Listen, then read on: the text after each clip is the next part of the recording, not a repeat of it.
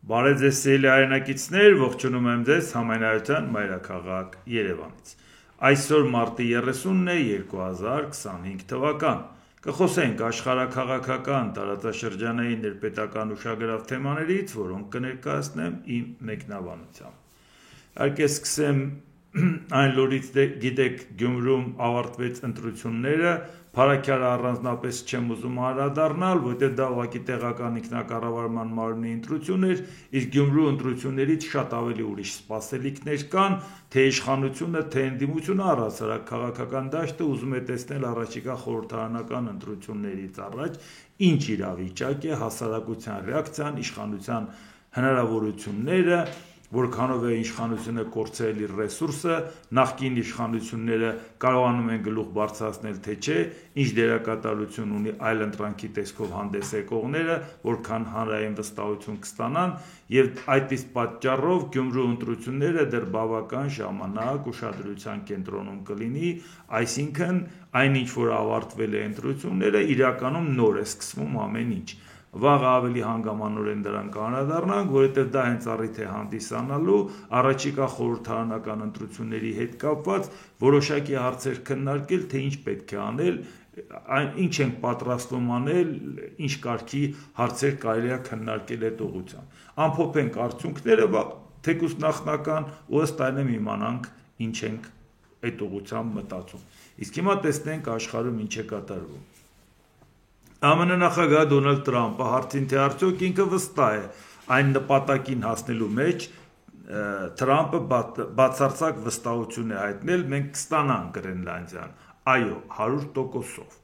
Միևնույն ժամանակ Տրամպը հայտարարել է, որ առանց ռազմական ուժի դա անելու լավ հնարավորություն կա, բայց այնուամենայնիվ ոչինչ չի բացառվում։ Հարցին թե դրանից հետո ինչ ազդանշան կուղարկվի աշխարհին, Տրամպը պատասխանել է. Ես այդ մասին չեմ մտածում, ինձ դա չի հետաքրքրում, Գրենլանդիան բոլորովին այլ հարց է, խոսքը միջազգային խաղաղության, անվտանգության եւ ուժի մասին է, ընդգծել է Տրամպը։ ԱՄՆ նախագահը նաեւ պնդում է, որ Ռուսաստանի, Չինաստանի եւ շատ այլ երկրների նավերը շրջում են Գրենլանդիայի մոտ, ուստի ԱՄՆ չպետք է թույլ տա, որ տեղի ունենա այն, ինչը կվնասի աշխարհին կամ ԱՄՆ-ին։ Նախ ինչու է շատ այդքան հետաքրքիր մեզ համար Գրենլանդիայի հարցը, որովհետև ստեղ խնդիրը ամենևին այն չի, որ ենթադրենք Գրենլանդիան կլինի անկախ, կլինի Դանիայի կազմում, թե կլինի Ամերիկայի կազմում, հաստատ Հայաստանի բնակիչները իրանց անվտանգությունը չեն կապել Դանիայի հետ, որ մտածենք, ասենք, վայ, եթե Դանիայից Գրենլանդիան վերցնեն, բա մենք խնդիր կունենանք, մեր դաշնակից կկորցնենք։ Ակնհայտ է, որ մենք մեր անվտանգությունը առաջին հերթին պատկերացնում ենք Միացյալ Նահանգների հովանու ներքո նոր աշխարհակարգի պարագայում, այնպես որ ստեղ ամենևին խնդիրը նա չի Դանիային, թե Ամերիկային, խնդիրը ուրիշ է։ Եթե Ամերիկայի Միացյալ Նահանգները մի բան ցանկացավ վերցնի եւ վերցրեց։ Ումից է վերցնում ՆԱՏՕ-ի անդամ պետությունից։ Ով է քեզ խանգարում, դու այնտեղ բազա ունես։ Ինչի ՆԱՏՕ-ի անդամ պետության վրա ոտնձգություն անում Ռուսաստանը կամ Չինաստանը, այդ ինչ հեքիաթ է։ Այսինքն ուզում ես պաշտպանես, չես կարողանում, անպայման պետք է գրավես, որ նոր պաշտպանես, բայց ինչու ամեն օր մենք այս թեմային անդրադառնում ենք, ոչ միայն նրա համար, որ ամեն օր Տրամպն է անդրադառնում, այլ նաև նրա պատճառով ուշադրություն դարձրեք, ասում են չի հետաքրքրում, թե ով ինչ կարծիք կունենա, եթե նույնիսկ քննադատային կամ բացական կարծիք ունենան, գործնականում դա նշանակում է, որ Ամերիկայի Միացյալ Նահանգներն ասում է ՆԱՏՕ-ն այլևս գոյություն չունի, որտեղ եթե ՆԱՏՕ-ի որևէ մեկը հարձակվեր, Ամերիկայի Միացյալ Նահանգները պետք է պատերազմին մասնակցեր 5-րդ կետի հիման վրա, որ հարձակվելով մի պետության վրա հարձակվում են դաշինքի վրա, բայց եթե ՆԱՏՕ-ի անդամ Ամերիկան հարձակվի ՆԱՏՕ-ի անդամ Դանիայի վրա, վերջերը Գրենլանդիան Դանիայի կազմում է։ Այն Դանիայի, որը ՆԱՏՕ-ի հիմնադիր անդամ է, էլ ինչ ՆԱՏՕ-ի մասին է խոսքը։ Վերջ, դրանով ավարտվում է, բայց հարցը ուրիշ է, որը մեզ մտահոգում է։ Հոմենակ այն չի, որ չենք ցանկանա Եվրոպայի եւ Միացյալ Նահանգների մեջ տարաձայնություններ լինի, այն էլ այդ կարգի տարաձայնություններ։ Իհարկե չենք ցանկանա։ Ես միշտ մտածում եմ, որ անհույս լավատեսեմ, այսպես ասեմ, որ Միացյալ Նահանգները այնուամենայնիվ կմտածի, որ հավաքական արևմուտքն է ուժը, որը կարող է նոր աշխարհակարգ ստեղծել։ Ոչ մի պարագայում չի կարելի դուրս գալ Եվրոպայի դեմ, ոչ մի պարագայում չի կարելի առանձնանալ Եվրոպայից, ոչ մի պարագայում չի կարելի որևէ մեկի հետ միանալ ընդդեմ Եվրոպայի։ Նույն հաջողությամբ նաև Եվրոպային է վերաբերում, չկարծեք ես գտնում եմ, որ Եվրոպան, եթե նույնիսկ հարմար վիճակ առաջանա Չինաստանին միանա ընդդեմ Ամերիկային, դա լավ տարբերակ է։ Հա կարող է ինադու դա անի, բայց դա ոնց կարանք մենք լավ տարբերակ համարենք, էլի։ Բայց խնդիրն ուրիշ է։ Հիմա ենթադրենք աշխարհում շատ երկրներ դեմ են եւ ասում են, «Էս ինչ արեցիր»։ Հասկացանք։ Իսկ եթե մեր հարևան Ադրբեջանը, որը մեզ համար այդքան էլ հարևան չի, մեր իշխանությունների համար է լավ հարևան, ինքը հանկարծ ճանաչի Գրենլանդիայի անեքսիան Ռուսաստանի Ամերիկայի կողմից, դուք հասկանում եք մենք ինչ խնդիր կունենանք, որպես կանոն ովքեր պետք է ճանաչեն եւ ասեն լավ արեցի։ Ռուսաստանն արդեն ողջունել է, Վլադիմիր Պուտինն ասել է շատ ճիշտ է, իսկ եթե բոլոր ագրեսորները կարող են ճանաչել։ Հիմա այսօր Ադրբեջանը կարող է մտածի, ես ճանաչում եմ Գրենլանդիան, որ լրիվ հիմնավոր ձևով Ամերիկան վերցնում է, ենթադրենք մյուսներն էլ ինձանից նեղանան, հեչ էլ չնեղանան։ Դրա գին ունի, ես այդ գինը Իսրայելի հետ պայմանավորված, Ամերիկայի հետ պայմանավորում ենք Հայաստանի վրա ոտնձգություն անելը, որտեղ հիմա ինքը ռիսկ չի անում դա անի, որտեղ ոչ թե նրա համար, որ գիտի, որ Հայաստանի անվտանգությունը Ամերիկան երաշխավորում, իրանք էլ են լավ հասկանում, ոսկի Տրամպը չգիտի ինչ ա ուզում։ Այս աշխարհից օրը մի անգամ իր կարծիքները փոխվում է, բայց այլ պարզապես կարող է ասի, այդ ինչ ես քեզ թույլ տալի այս խառը ժամանակները, այսինքն զսպող գործոնը նա չի, որ մեր հետ լավ է, զսպող գործոնը նա է, որ իր պլաններից դուրս քայլեր չանեն, իսկ եթե Ադրբեջանը ճանաչի Գրենլանդիայի անեքսիան Ամերիկայի կողմից եւ բոլոր ագրեսորները ճանաչեն այդ հարցում, մենք խնդիր ենք ունենալու։ Եվ ինքը կարող է մտածի, ասի թող այսօր Ամերիկայի միջոցով Հայաստանից տարածք վերցնեմ, հետո իրավիճակ կփոխվի, վատագույն դեպքում հետ եմ տալու, բայց հետո ով է վերցրածը հետ տալիս, որ լավ էլ կարող եմ պահել ուրիշի հետ բանակցեմ։ Այսինքն այս խնդիրը երբեք պետք չի հանել։ Դրա համար մենք Գրենլանդիային նայելով մտածում ենք, իսկ այդ վերաբերմունքը Եվրոպայի վերաբերմունքը ինչպիսին կլինի, բայց այդ դեպքում մենք ինչ կանենք։ Ադրբեջանի վերաբերմունքը ինչպիսին կլինի, բա մենք ինչ կանենք։ Ու մենք այդ դեպքում այնպես էլ չի, որ մենք ասենք, մենք էլ ճանաչենք, ասենք, այս ինչ լավա Գրենլանդիան վերցրեց։ Հաստատ դա մեզ ոչինչ չի տա, բացի այդ, որ շատ հակառակորդներ կունենանք։ Բայց դրական առումով էլ ոչինչ չի տա, եթե մենք էլ ճանաչենք Ադրբեջանն էլ։ Հաստատ ոչինչ չի տա։ Բայց եւ միևնույն ժամանակ հարվածներ կունենանք։ Ադրբեջանը կարող է այդ հարվածներից չվախենա, որովհետեւ այդ հարվածը ստանալու է բարոյական, բայց Ամերիկային սատար կանգնելով, այսպես ասած, հայտարարություն անելով, ստանալու է տարածք իրական։ Իսկ մենք չենք պատրաստվում, եթե Ամերիկայի հետ լավ հարաբերություն ունենանք, հարձակվենք Ադրբեջանի վրա կամ էլ թե չէ Արցախը հետ բերենք։ Այսինքն նշանակում է դա մեզ ոչինչ չի տալու, իսկ մեր հակառակորդին կարող է տա։ Դրա համար մտահոգությունը նաև այդ առումով է, որ մենք պետք է շատ ուշադիր լինենք, որովհետև եթե Տրամփն ասում է չի հետաքրքրում ուրիշների կարծիքը, այնուամենայնիվ շատ լավ էլ հետաքրքրում է ուրիշների կարծիքը, ովքեր որ իր արածը դրական կգնահատեն, ինքն էլ իր վերաբերմունքը փոխադարձաբար կլինի։ Իհարկե, տա Աստված դեպքերը այնպես զարգանան, որ Տրամպը ասելուց են կողմ չանցնի Գրենլանդիայի հետ կապված, որովհետև ասում է ռազմական հարցը չի բացառվում, բայց այլ տարբերակ կկիրառենք, այլ տարբերակը արդեն ասեցին, փողով չկարողացան առնել, ընտրության արդյունքներով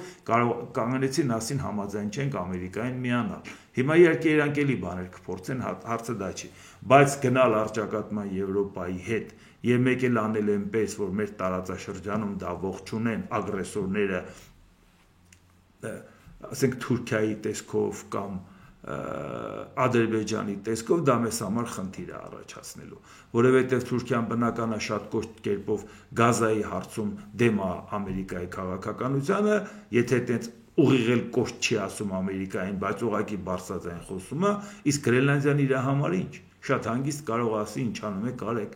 լավ է եղել։ Այս հարցերը մեր ի վերջո Թուրքիան էլ մտել է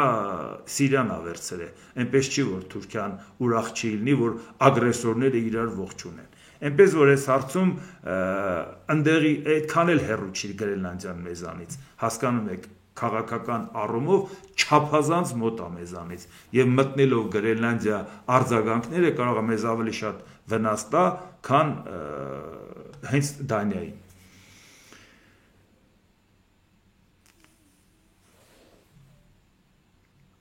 Իրանն ԱՄՆ նախագահ Դոնալդ Թրամփին ուղղված պատասխան նամակում Վաշինգտոնին մերժել է ուղիղ բանակցություններ վարել միջուկային ծրագրի շուրջ։ Բանակցությունների պատուհանը բաց է միայն երրորդ երկրների միջնորդությամբ, հայտարարել է Իրանի նախագահ Մասուդ Փեզեշքյանը։ Իրանական իրնագործակալությունը ներկայացել է Իրանի նախագահ Մասուդ Փեզեշքյանի խոսքը։ Այս պատասխանում, թեև երկու երկրների միջև ուղղակի բանակցությունների հարցը մերժվեց, հայտարարվեց, որ անուղղակի բանակցությունների ճանապարհը բաց է եւ ընդգծվեց, որ Իրանը երբեք չի խուսափել բանակցություններից եւ միայն Վաշինգտոնի կողմից պարտավորությունների խախտումը խնդիրներ է առաջացրել այդ ճանապարհին։ Հենց ԱՄՆ-ի նման պահվածքը կորոշի բանակցությունների հետագա ուղին, ասել է Փեզեշքյանը։ Այս հարցում նույնպես մենք խնդիր ունենք, որովհետև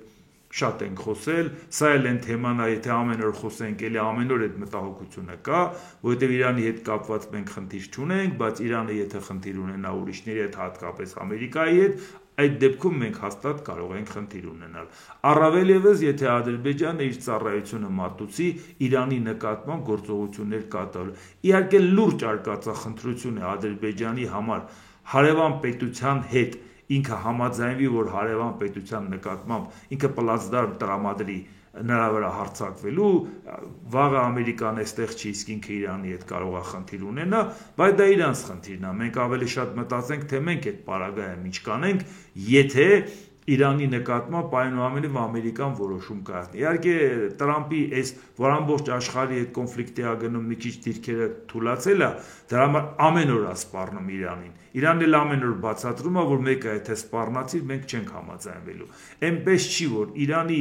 դիրքերը շատ թուլացել էր ու շատ մեկուսացված էր, անգամ վախվորած ասում էր, որ Ռուսաստանին զենք չեմ տա, երդվում էր, որ չեմ տվել, ասպես չեմ տվել, բայց հիմա չեմ տալու։ Դե որ ասես չեմ տվել, բայց հիմա չեմ տալու, հասկանում ենք, որ տվել ես, չես ուզում խոստովանես։ Բայց դա չի խնդիրը։ Խնդիրը այնուամենայնիվ նա է, որ այդ ապակայունացումը դիվիդենդ շահի Ադրբեջանը հօգուտ Իրանի նկատմամբ ագրեսիայի, դա կարող է մեզ համար վտանգավոր լինել։ Դա էլ այնուամենայնիվ կարծում ենք, որ դրան չի հասնի գործը, Միացյալ Նահանգները ուղիղ հարվածներ չի հասցնի Իրանին, իսկ ինչքան էլ Իսրայելը ոգևորված լինի, որ ինքը պատրաստ է այդ հարվածները հասցնել, պատրաստակամությունը հայտնել, հիմա մի քիչ իրավիճակը այդքան էլ բարենպաստ չի Իսրայելի համար, որ եթե հանկարծ մի քիչ Իսրայելին աջակցությունը թուլանա, ինքը խնդիր կունենա։ Իսկ որպեսի կարողանան հիմա պարզապես Իրանը վերացնեն, ոչնչացնեն, դա ֆանտաստիկայի ժանրից է։ Այնպես որ հիմա իրանց ուժերի հարցերը կարող են ուսումնասիրել, բայց մենք էլ պետք է ուշադիր լինենք, որ Իրանի հետ կապված զարգացումները մեզ համար շատ լուրջ վտանգ կարող է առաջացնել։ Առավել ևս մշտապես խոսում ենք դրա մասին, թեկուզ մեզ համար իդեալական տարբերակ է, որ Եվրամիությունն ունենա իր անվտանգության համակարգը, մենք էլ այդ ուղղությամբ աշխատենք, բայց եւ միևնույն ժամանակ դեռ դա տեղի չի ունեցել, ես Միացյալ Նահանգների հետ էլ չենք պայմանավորել։ Նույնիսկ մեզ համար այսօր այն վիճակը, որը որ կա Եվրոպայում անվտանգության հետ կապված, ավելի բարենպաստ է, քան անգամ Եվրամիության անդամակցությունը, ասեմ ինչի համար, որովհետեւ Եվրամիության անդամակցության համար մեզ տարիներ ու տասնամյակներ է պետք, ՆԱՏՕ-ի անդամակցության համար տարիներ ու տասնամյակներ է պետք, բայց այն ինչ հիմա որ անվտանգային ճկուն համակարգեր են ստեղծում, որպեսզի բյուրոկրատական քաշշուկներից դուրս մնան, դրան ոչ միայն Եվրամիության անդամ երկրներ են մասնակցում, Կանադա, Ավստրալիա, Մեծ Բրիտանիա,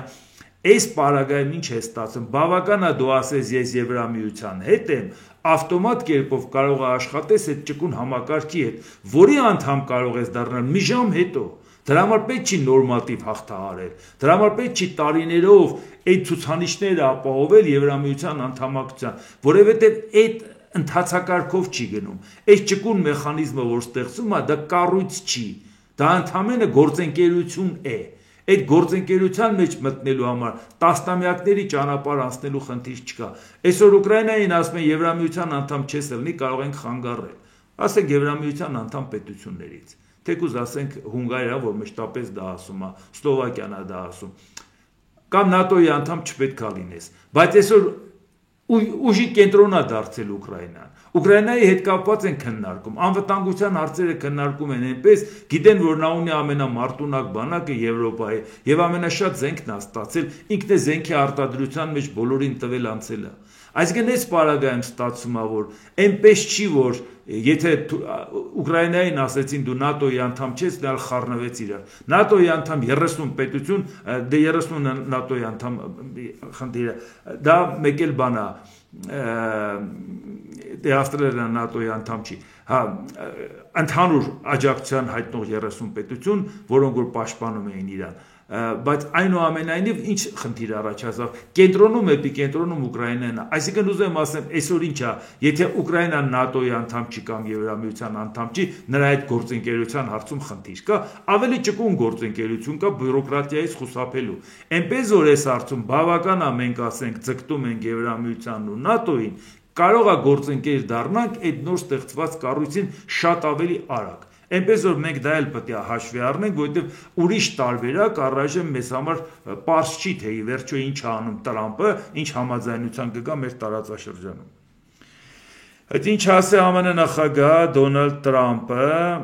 հայտարարել է, որ եթե ես եւ Ռուսաստանը չկարողանանք համաձայնվել Ուկրաինայի մարմնայողությունը դադարեցնելու շուրջ, եւ եթե ես որոշեմ, որ մեղավոր է Ռուսաստանը, ես մաքսատուրքեր կսահմանեմ Ռուսաստանից արտահանվող նավթի վրա, ասել է Տրամպը։ Տրամպը հայտարարել է, որ ինքը շատ զայրացած եւ կատաղած էր, երբ լսել է, որ Ռուսաստանի նախագահ Վլադիմիր Պուտինը քննադատել է Ուկրաինայի նախագահ Վոլոդիմիր Զելենսկիի ղեկավարության հանդեպ վստահությունը, հավելելով, որ մեկնաբանությունները սխալ հասցե են ունեցել։ ԱՄՆ նախագահը հավելել է, որ Վլադիմիր Պուտինը գիտի, որ ինքը զայրացած է, սակայն նշել է, որ ինքը նրա հետ շատ լավ հարաբերություններ ունի եւ զայրույթը արագ կցրվի, եթե նա ճիշտ վարվի։ Այսինքն Դոնալդ Տրամպը, որ փորձեց ճնշում գործադրել Ուկրաինայի վրա, հետո տեսավ Եվրոպան վերակազմակերպեց իր ուժերը, ավելի ճկուն ձևով հանդես եկավ, այդ մասին շատ ենք խոսել, անգամ մինչև իրանց քայլեր անելը, որ Եվրոպան օգտվելու է Ամերիկայի սխալից, օգտվելու է եւ ինքը քանի որ չի կարող հայտարարել, որ իրանց մոտ ճգնաժամ է,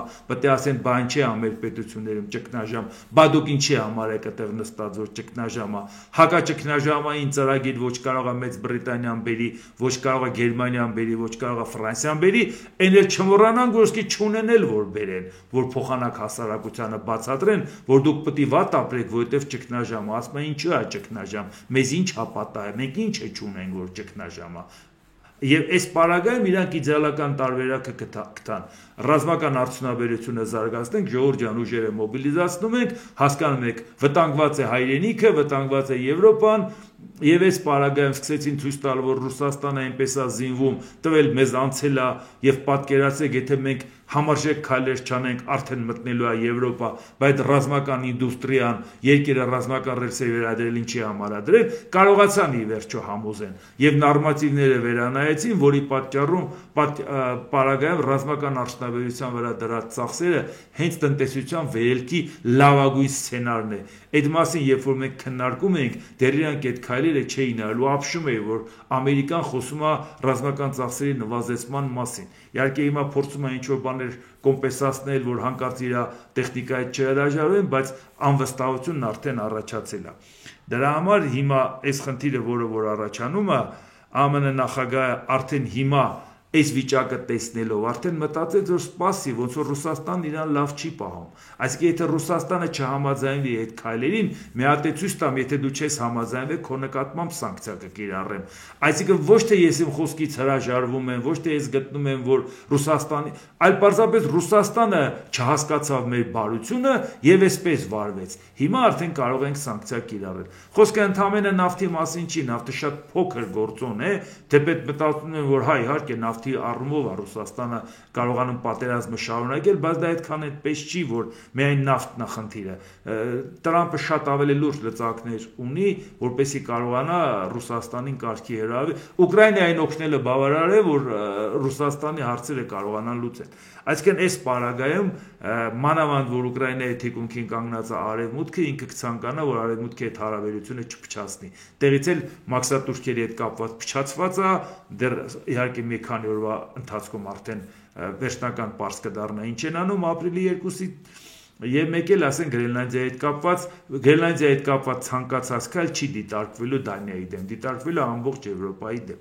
Այսինքն այս պարագայում այնուամենայնիվ այնպես չի, որ Տրամպը ուզում է վերջնականապես հարաբերությունները փչացնի Եվրոպայի հետ։ Այնպես որ ինքը առիթը կարող է օգտագործի, եթե զգա, որ չկարողացավ կոտրել Զելենսկուն, որ ինքը զիջումների գնա, ակնհայտորեն տեսավ, որ դա չստացվեց եւ համակրանքը անգամ Ամերիկայում անցած Զելենսկու կողմը, Եվրոպան էլ զինվեց եւ ինքը հասկացավ, որ իր սխալից Եվրոպան իրանց սխալները փորձեցին մաքրել։ Այնպես չի, որ Եվրոպան սխալներ չէր արել։ Ուղղակի ասեց, վայ, ինչ հաջողություն է, Ամերիկան մեզ սենց հնարավորություն տվեց։ Դրա համար այդ հարցում եթե արդեն սպառնում է Ռուսաստանին, այսինքն իր մեջ արդեն մտածել է այդ հետ քայլը այդ իր նախնական ծրագրից, ագրեսիվ քայլ Ռուսաստանի դեմ, հետ քայլ նախնական ծրագրից, որի մեղավորը Ռուսաստանն է։ Մեկը Տրամպը պետք է մեկին մեղավոր նշանակի, հոինքը իրան մեղավոր չի նշանակելու, ժողովուրդ ջան։ Իդեպ դա իդեալական տարբերակ կլինի, որ ինքը հանգի նրան, որ պատժամիջոցներ կիրառի Ռուսաստանի դեմ։ Բա 3 տարի մեռանք ասելով, որ Ռուսաստանին դու կարող ես շատ հանգիստ Ամերիկան կարող է շատ հանգիստ Ռուսաստանը եթե հասկանար, որ ինքը շանս չունի, այսինքն Ամերիկայի նոր նախագահը աջակցելու Ուկրաինային ավելի ակտիվ ու ագրեսիվ ձևով, Ռուսաստանը հաջորդ 4 տարին չէր կռվելու։ Արդեն այդ պատերազմը քաղաքական որոշումով դադարեցվելու էր։ Այնպես որ եթե Տրամպը ցանկանում էր պատերազմը դադարեցնել, չպետք է ասել պատերազմը դադարեցնելը, պետք է ասել շարունակել է, մուկը դադարեր։ Ուկրաինայի նախագահ Վոլոդիմիր Զելենսկին հայտարարել է. Կիևն արևմտյան երկրներից վճռական պատասխան է ակնկալում երկրի տարածքում ռուսական անօդաչու թռչող սարքերի գրեթե ամենօրյա հարձակումներին ի պատասխան։ Մեր գործընկերները պետք է հասկանան, որ ռուսական այս հարվածները ոչ միայն մեր ժողովրդի դեմ են, այլև բոլոր միջազգային դիվանագիտական ջանքերի, որոնք ուղղված են այս պատերազմի դադարեցմանը, ասել է Զելենսկին։ Մենք սպասում ենք պատասխանի, լուրջ պատասխանի, մենք աշխատում ենք ուժեղ արձագանք ապահովելու ուղղությամբ, հատկապես Ամերիկայի, Եվրոպայի կողմից, նաև բոլոր նրանց, ովքեր ապավինում են դիվանագիտությանը, հավելել է Ուկրաինայի նախագահը։ Այո, Ուկրաինայի նախագահը հիմա պարբերաբար ցույց է տալիս նաև Ամերիկային էլ, որ երեկ էլ մենք այդ մասին ասացինք, որ ինքը ասեց, որ պաշտպանության նախարարին կուղարկեմ Ամերիկայի Միացյալ Նահանգներ, գնա փաստերով ապացուցի, որ Ռուսաստանն ասում է, ես խաղաղություն եմ ուզում, իրականում խաղաղություն չի ուզում, Ռուսաստանն է փորձում ապակայունացնել եւ ինքն է թռնում Տրամպի խոսքից։ Հիմա նաև ինքը այս ահազանգը հնչեցնելով նաև Եվրոպային ասում է արագացնեք, օգնեք, որովհետեւ ամեն օր մեր երկիրը հարվածներ է ստանում Ռուսաստանի կողմից։ Վոլոդիմիր Զելենսկին մեկնաբանել է Մարկի հովանու ներքո Ուկրաինայում ժամանակավոր կառավարում ստեղծելու վերաբերյալ Ռուսաստանի նախագահ Վլադիմիր Պուտինի հայտարարությունը։ Մեր երկրում ժողովուրդն է ընտրում մեր սահմանադրությամբ։ Բոլորը հասկանում են, որ Ուկրաինայի նախագահն օրինականն է եւ լեգիտիմ։ Պուտինը դա անում է այլ պատճառով։ Հարցն այն չէ, թե ով է լեգիտիմ, ով լեգիտիմ չէ։ Նա մշտապես պատրվակ է փնտրում, որ պատերազմը չվերջանա։ Նա վախենում է Ուկրաինայի հետ բանակցություններից, վախենում է անձամբ ինձ հետ բանակցություններից։ Իսկ Ուկրաինային սկզբունքորեն բացառելով նա ցույց է տալիս, որ իր համար Ուկրաինան սուբյեկտ չէ, թեև ես կարծում եմ, որ խնդիրն այլ է։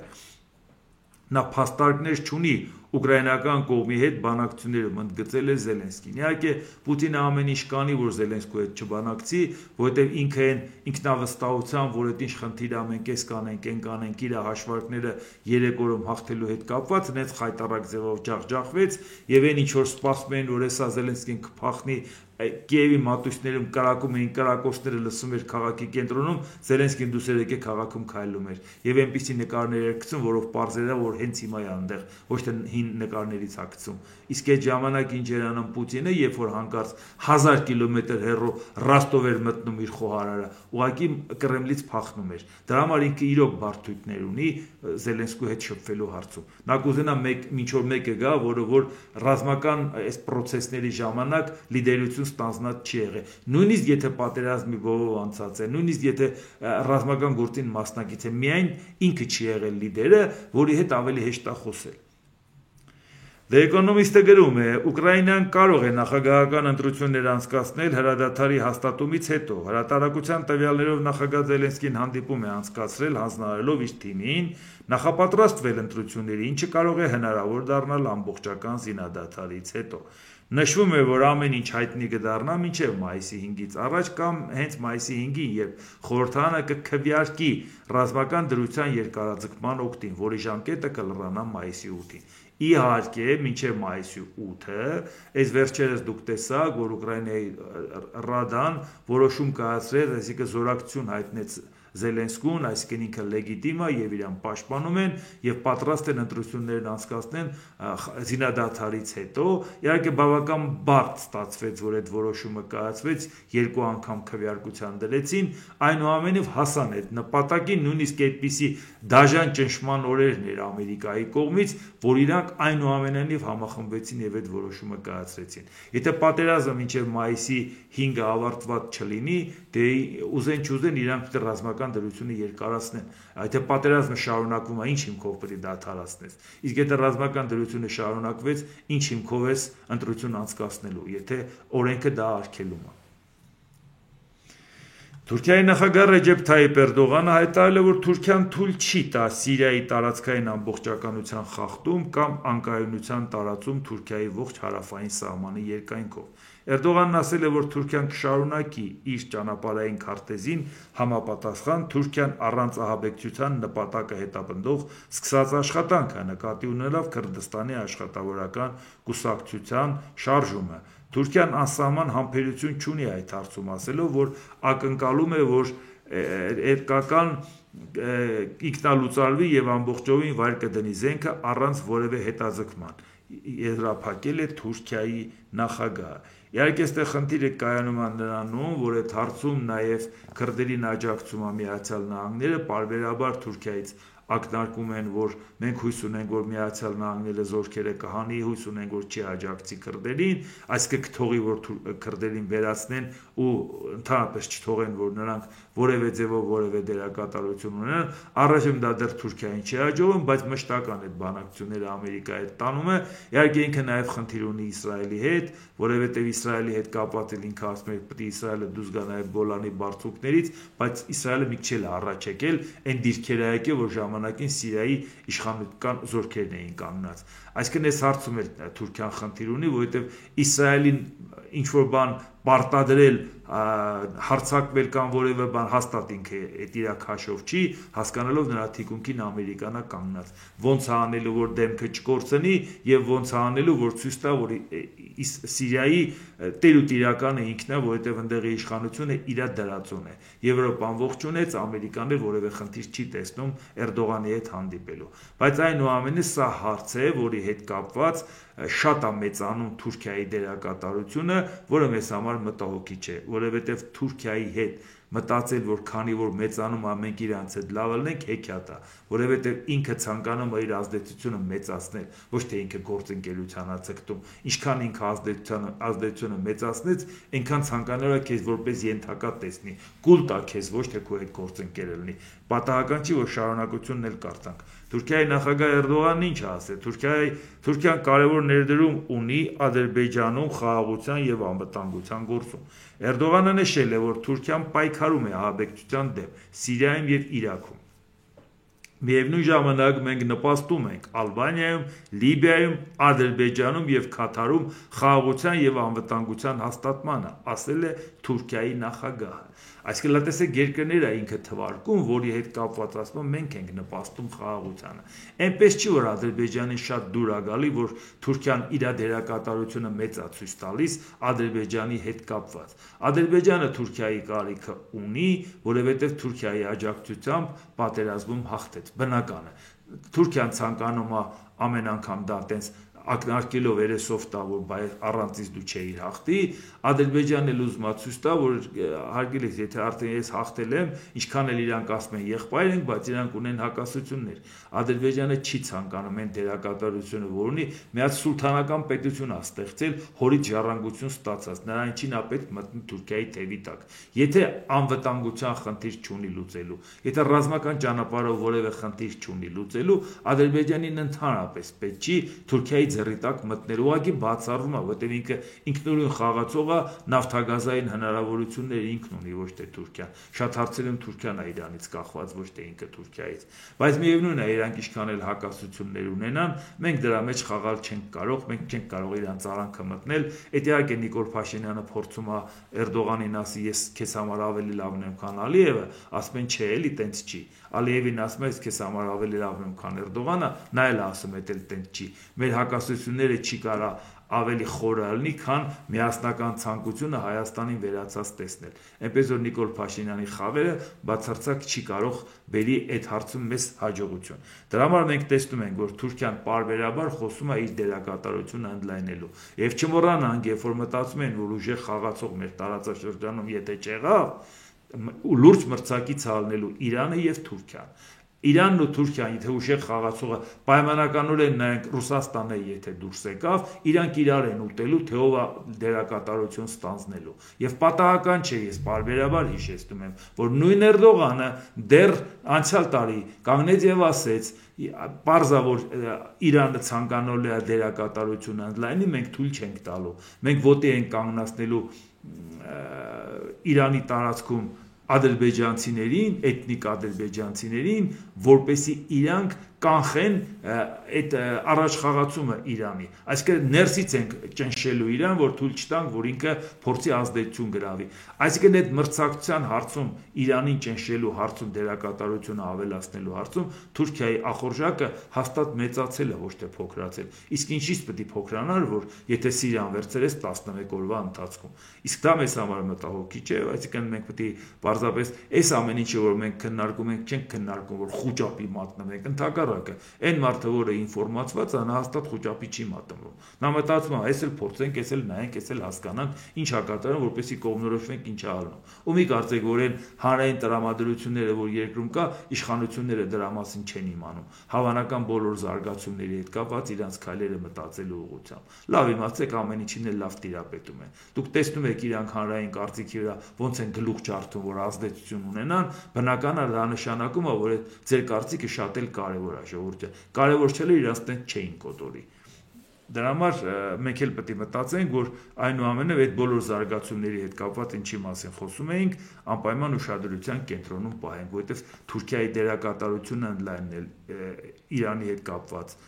ինչ տեղի ունենում, Ամերիկայի քայլերը, Եվրոպայի հետ քայլերը, այս բոլոր սրանք ուղղակի վերաբերվում են մեզ։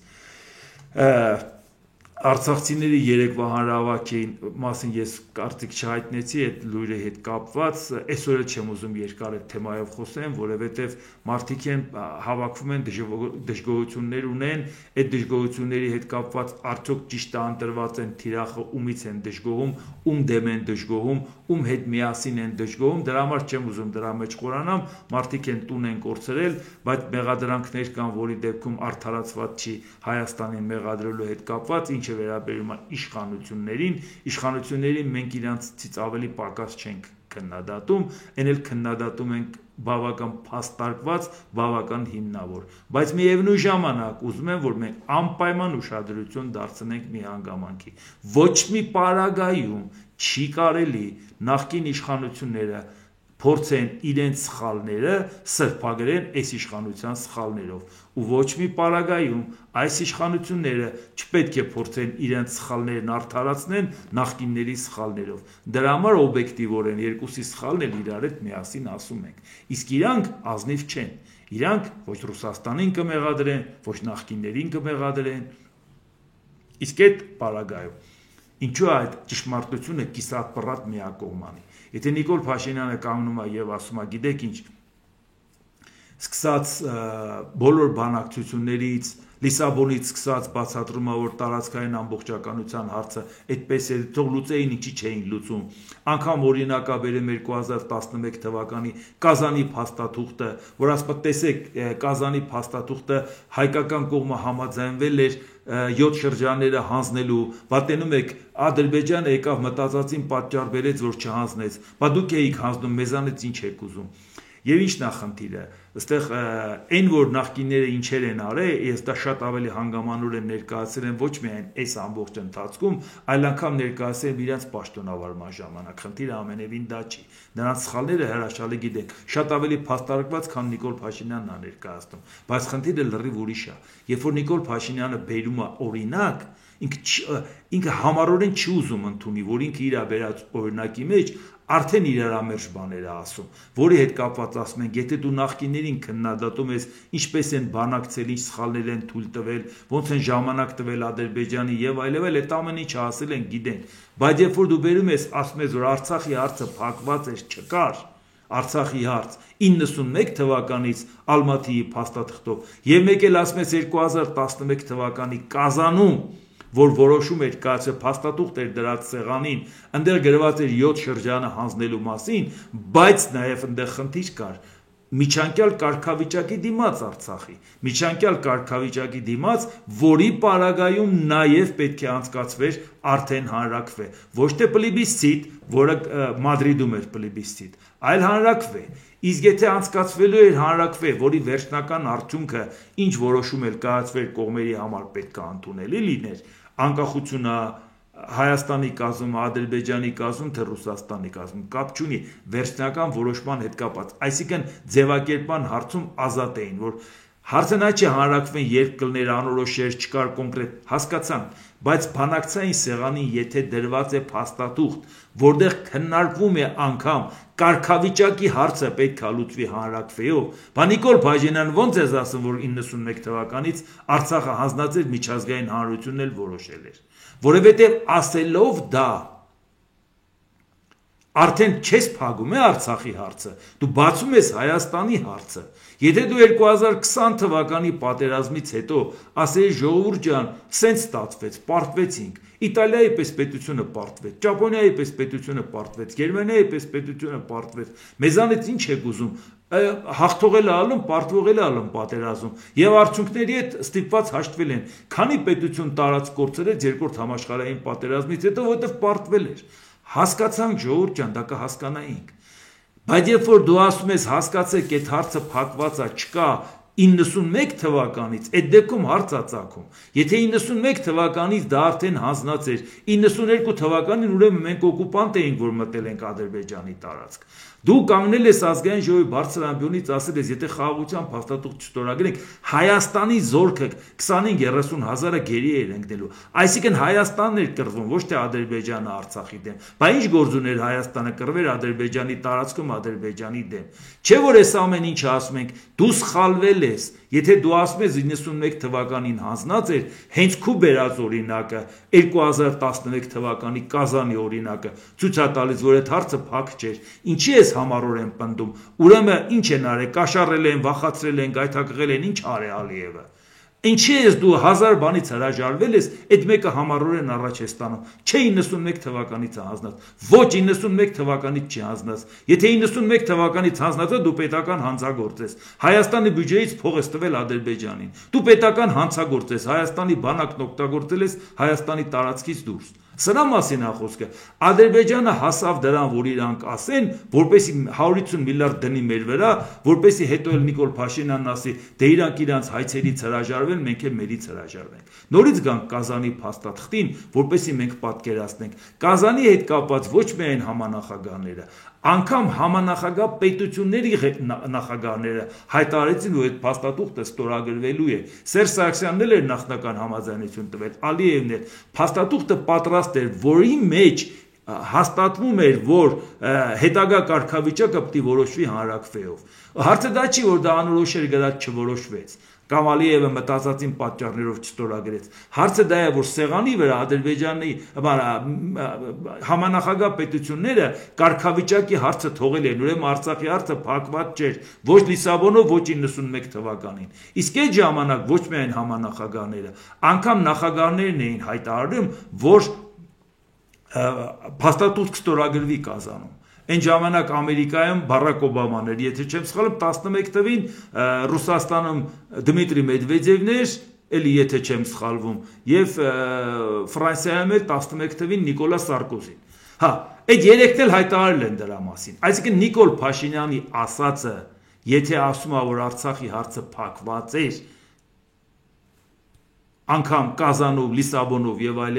կոպտագույն սխալ է։ Եթե պնդում է, ուրեմն հանցագործություն է ժողովրդյան։ Իմ ասածը սա է։ Դու ուզում ես Արցախի հարցը փակես պարտությունից հետո դրա մասին խոսա։ Բայց մի ասի Արցախի հարցը փակեր, որտեղ Արցախի հարցը հենց փակում ես, Հայաստանի վրա ես գործ բացում։ Այս սա է, որի պարագայում ես ասում եմ, այդ հարցում ես դրա համար եմ ասում, ոչ մի պարագայում արդարացում չունի իշխանության արածը։ Դրա հետ կապված դրա համար կանգնում ենք եւ հանգիստ ասում ենք, որ այդ ամեն ինչի դեպքում ամեն մեկի մեղքը ասենք, իսկ այն ինչ որ անում են մարդկանց օգտագործում են տնից տեղից կտրված, որ շատ բաներ խոսել ենք, թե ինչեր արվել Հայաստանի դեմ, հիմի դրա չեմ ուզում նորից այդ ամեն ինչը թարմացնեմ, բայց այդ պարագայում երբ որ փորձում են մարդկանց այդ ծանր վիճակը էլի ուղղորդեն, դա իրենց հաջողության չի բերելու, որովհետև կոնկրետ իշխանության մեղքն էլ գիտենք, նախկինների մեղքն էլ գիտենք, որ ասում են այդ ժամանակ մենք տուն ունեինք եւ այլ, այդ էլ դանդաղ գործողության ռումբը դրած էր ձեր տների տակ։ Իսկ դանդաղ գործողության ռումբը որ դնում են, ինչ որ ժամանակ հետո է պայթում։ Պետք է որ այդ ամեն ինչը հասկանաք։ Սրա մասին է խոսքը։ Դրա համար չեմ ուզում շատ դրա մեջ խորանամ, գրքեր բորբոքելու եւ այլ, բայց որ այդ առիթը օգտագործում են ու ցույց են տալիս, որ մենք Արցախը հիմա ենք կորցրել, այո, այդ ամեն ինչը կատարվել է Նիկոլ Փաշինյանի իշխանության օրոք բազմաթիվ շատ մեծ սխալներ, երբ որ ինքը ասում է, որ տեսակ, մենք տեսանք, որ հնարավոր չի լավ չեն բանակցե կամ սեղանին դրածա թուղթ, որի պարագայում ինչ էլ անեինք կամ պետք է զիջեինք դավաճան ասեին կամ պատերազմ ալնելու, էլի եմ ասում, եթե այդքանով ինքը սահմանափակվեր, էլի կարող էինք ասել լավ, այդպես ստացվեց, բայց ինքը ասում է, չէ, ժողովուրդ ջան, հասկացեք, ոչ թե բանակցային սեղանին դրած էր վատ փաստաթուղթ, որից ես շարունակեցի չստացվեց, ուզում էի իմ կետից շարունակեմ չստացվեց, այլ ասում է, չէ, 91 թվականին էր հանձնած։ Այսա եմ ասում, սա նորից եմ կրկնում, պետական հանցագործություն է, որովհետև եթե դու դա գիտեիր, դու չէիր կարող Հայաստանի զորքը օգտագործեիր։ Դու չէիր կարող, դու չպետք է օրինականացնեիր ամբյոնից ասեիր, որ Հայաստանի զորքը ես հանում եմ արդեն։ Այսինքն ընդունելով, որ Հայաստանը միշտ է զորք ունեցել Արցախում, բայց երբեք պաշտոնական մակարդակով չի հաստատել։ Այստեղից գնացել են գրանցումից դուրս են եկել, դե գրանցվել են, դե ծառայել են, վերջացրել են, հետ են եկել։ Երբեք պաշտոնական մակարդակով Հայաստանը չի ընդունել։ Երբեք պաշտոնական մակարդակով Հայաստանը չի ընդունել, որ պատերազմը Ադրբեջանի եւ Հայաստանի միջև էր։ Ասել է Ադրբեջանի եւ Արցախի միջև, մենք էլ Արցախի թիկունքին կանգնած ենք որպես անվտանգության երաշխավոր։ Բայց երբ որ դու կանգնում ասում ես, եթե խաղաղության փաստաթուղթը չստորագրեի, մեր զորքը կընկներ շրջափակման մեջ, մեր զորքը հանելու համար ստորագրել եմ, այսինքն դու ընդունում ես, որ մեր զորքն են այնտեղ կռվում։ Ինչի ես դա անում։ Ուրիշ բանով արդարացի, եթե դրանք քեզ չեն գայթակղել կամ չեն վախացրել կամ չեն սպառնացել, չգիտեմ, թող ինքը որոշի, ես չեմ կարող կոնկրետ ասել ինչ եմ կարծում, որովհետև կարան դատի տան ասեն դե ապացուցի, որ դրա համար փող ենք վերցրել կամ էս ենք արել։ Դրա համար դա չեմ ասում, թողում եմ մարդկանց ենթադրությանը։ Այսինքն ուզում եմ ասեմ, եթե իշխանությունը չփորձի իր արդարացնելու դեպքում այդպես փորձի Հայաստանի վրա բերբարտի, իր ասած առաջի մասը կարելի էր ընդունելի լինել։ Նույնն էլ նախկիններին է վերաբերում։ Եթե իրանք այս իշխանությունները քննադատելու մասը ասեն, բայց իրանք չսրբագրեն, նրանց ասացի կեսն էլ կարար նորմալ լիներ։ Բայց իրականությունը այս երկուսի հետ կապված նայ, որ երկուսն է սխալ եք, չփորձեք իրարով արդարացնել այն ինչ որ բերեցիք այս ազգի գլխին։ Դե ինչ այսօր այսքանը, եթե հավանեցիք, սեղմեք լայք կոճակը, բաժանորդագրվեք Էդվարդ Անտինյան YouTube-յան ալիքին, սեղմեք զանգակ կոճակը, գրեք մեկնաբանություններ, գրեք հարցեր, դիտեք եւ դատեք ինքներդ։ Շնորհակալություն։